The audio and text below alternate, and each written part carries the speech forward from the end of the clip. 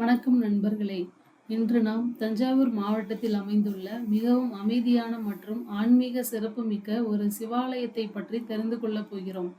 அது அருள்மிகு காளஹஸ்தீஸ்வரர் திருக்கோயில் கத்தரிநத்தம்.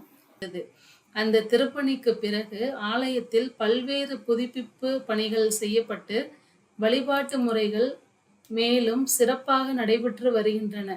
இதன் மூலம் ஆலயத்தின் ஆன்மீக சிறப்பும் பக்தர்களின் வருகையும் அதிகரித்துள்ளது. இப்போது 2026 ஜூலை 2ஆம் தேதி இந்த புனித திருக்கோயிலில் நடைபெறும் மகா கும்பாபிஷேக விழா பக்தர்களிடையே மிகுந்த ஆனந்தத்தையும் எதிர்பார்ப்பையும் ஏற்படுத்தியுள்ளது. இந்த அரிய திருவிழாவில் கலந்து கொண்டு இறைவனின் அருளை பெறுவதற்காக பல ஊர்களிலிருந்தும் பக்தர்கள் வருகை தருகின்றனர்.